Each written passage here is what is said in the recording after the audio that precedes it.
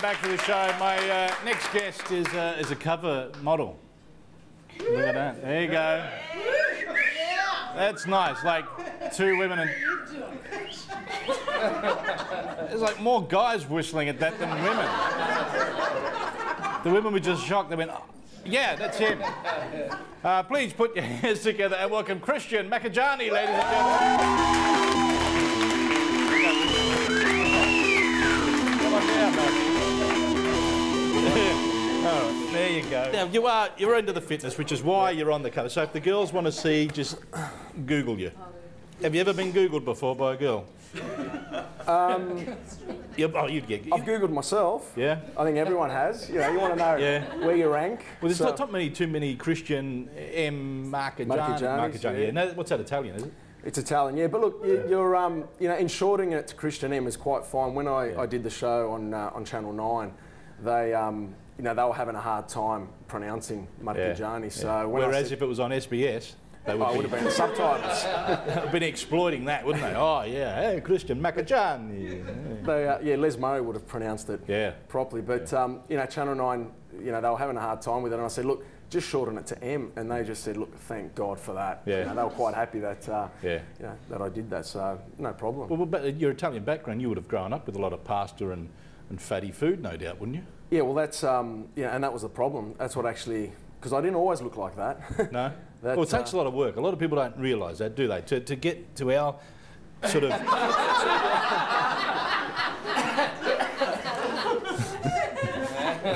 Yeah, I'm nothing. Yeah, I got nothing. No, but well, yeah, you were a larger child or younger. Yeah. Look, when I was 19, I hit my heaviest. I weighed 148 kilos, and yeah, and that was purely because, you know, I'd had a tough childhood, not because of my parents, but just growing up through school, being picked on and bullied a lot and teased, and you'd go home and, you know, your mum would try and cheer you up. Here's a plate of pasta. Yeah. You know? Oh, yeah. That wasn't enough. Eat more. You know, here's some more meat, here's some more bread. So you'd eat. It was comfort eating. Yeah.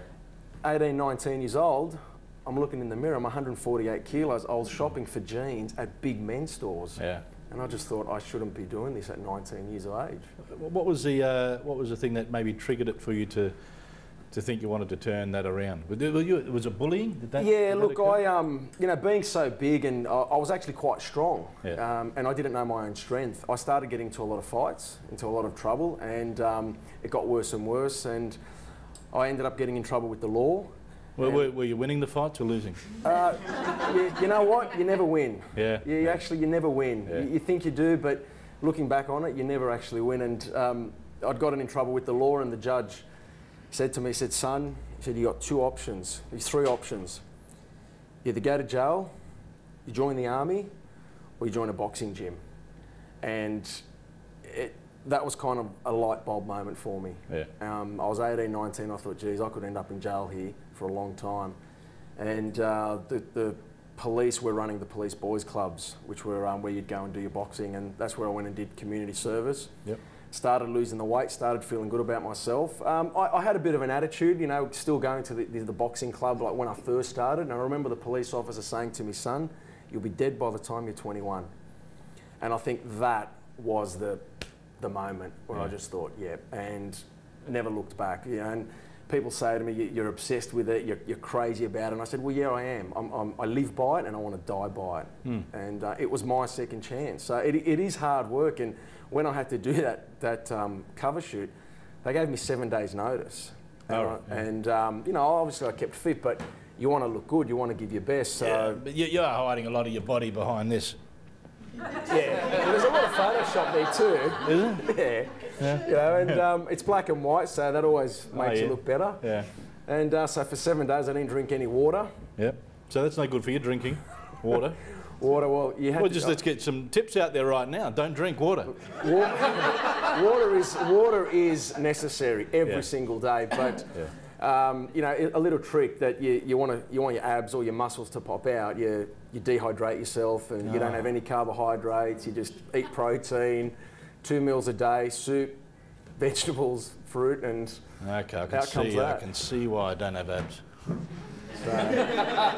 Now the TV show then, obviously, that maybe gave you a bit of publicity to go and, you know, maybe further your career and get out and help charities and things like that as well. Yeah, well that was, I never thought I'd actually, you know, be on TV. I'd always done little segments on the Today Show and I was always giving expert opinions on Channel 9, 10 News. So I was doing those segments and then, yeah, the show came up and Channel 9, the casting director rang and said, are you interested in auditioning for this show? And I just thought, yeah, okay, why not? So I turned up to the audition and it was a room as big as this and it was packed full of trainers. Massive, isn't it? Quite big, yeah. This big and all the trainers were there and they all had their singlets on and they were all waxed and tattoos. And they had their milkshakes, did they? Do you know they had the protein guys? That's all they do. Going. They spend all day, because the gym I go to, I spend many hours at the gym. And I do, I feel good about it. You know, sometimes I think just being there makes you feel good. It feels like you're actually doing something. But you always see the guys, every one of them is just non-stop. Standing around? Yeah, looking at themselves in the mirror, shaking their milkshakes, you know, yeah. Well, those shakes do have a purpose. That's the protein, is it? It's the protein shakes, but, you know, I don't take mine to the gym. I just have it when you get home. Yeah. You know? Yeah, I'm the same.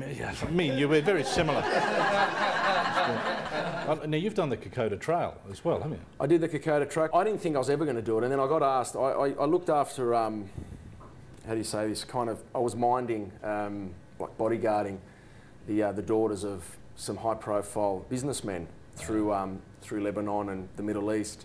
And then when we came back, they actually said to me, we want to organise a group to do Kokoda. Can you, you know, train us and take us out there? And I thought, why not? So we raised money for an orphanage in Papua New Guinea. And while I was doing the track, it was a 10-day track. While I was doing it, 7 days in, I fell down a cliff. And I rolled down the cliff and this big log came and it kind of just landed on my leg. And you know, everyone's screaming and shouting and you know, I'm trying to lift this big log up and they said, look, don't worry, it's okay, we'll evacuate you, we'll get the helicopter. And I'm like, okay. And they're like, you've got travel insurance? And me, you know, thinking nothing's ever going to happen to me. Yeah. I didn't get any insurance. Oh, nobody does. Yeah. And well, they said, yeah, you know, and I said, okay. I said, no, I don't. They said, well, it's $2,500. I said, $2,500 for the chopper to come and get me out. And they said, yeah. And I said, okay. So I went up to the village people, the locals there, and I called them over. So that's what we called them. You can see it. Don't have to say a word here. It's all right. Well, that's what we call them. Fuzzy. These are the fuzzy wuzzies. The grandchildren of the fuzzy wuzzies. Yeah. So I said to them, I said, look, I said, can you make me some crutches out of tree branches? And they said yes. And so I said, okay. And that's on the next 3 days, I did the Kokoda track on crutches made out of tree branches because I thought there's no way I'm going to pay $2,500 to go up in a chopper. See, and I thought, that's a macho man story now, isn't it? That turns. Well, I thought, well, I'll have a story to tell. It was hard. Like people, for a month after it, I couldn't train. I was even just, I had all these demons in my head. Like it was hard. 3 days, I really had to go inside myself. The pain was agonising, and I just thought, I've come so far. You know, yeah, part of it was the money, but I thought, I've come so far. I've got to do it. I've got to do it. And I had 17 people doing it with me that were relying on me. And our leader, believe it or not, 2 days prior got evacuated because he got some parasite in his eyes, and so he went blind. So but he had travel insurance. He had travel insurance. Yeah. I didn't. I was trying to be tough and all macho, and well, I learnt a lesson, valuable lesson, get travel insurance. But you did the Kokoda Trail even harder than what it is, so you know, so that's a good thing. Now listen, we've got to take a break because somebody sponsors this show. Okay, great. Crazy but true. But we'll be back after the break to wrap up with Christian M, ladies and gentlemen.